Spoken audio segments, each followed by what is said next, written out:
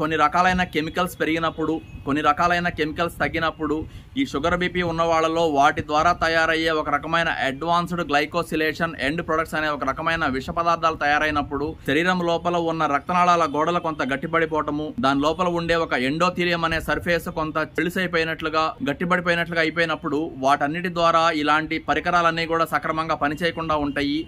దాని ద్వారా మన శరీరంలో ఉండే కొన్ని రకాలైన హార్మోన్లు అంటాము, ట్రాన్స్మిటర్స్ అంటాము, లేకపోతే న్యూరో ట్రాన్స్మిటర్లు అంటాము, ఇలాంటివన్నీ కూడా ఎగుడు దిగుడుగా ఉండటము, తక్కువగా ఎక్కువగా ఉండే రకాలుగా చేసే క్రమంలో ఇవన్నీ కూడా ఇబ్బందిగా ఉంటాయి. ఇలాంటప్పుడు వీటన్నిటిని కూడా ఒక దగ్గరికి తీసుకొచ్చి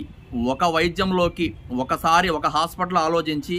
ఒకేసారి మనిషికి సంబంధించిన పరీక్షలు ఆ భాగంలో తేడా ఉందా, ఈ భాగంలో తేడా ఉందా, ఇంకొక చోట తేడా ఉందా అన్నట్లుగా చూస్తేనే దీనికి ఒక పూర్తి స్థాయి పరిష్కారం దొరుకుతుంది. అంతేగాని దీన్ని విడదీసి ముక్కలు ముక్కలుగా అక్కడొక డాక్టరు, ఇక్కడొక పరీక్ష, ఇక్కడొక చోట అనేటట్లుగా చేస్తే వీళ్ళెవరికి కూడా తాత్కాలికంగా పరిష్కారం వస్తుందిలే కానీ పూర్తి స్థాయి పరిష్కారం అయితే రాదు.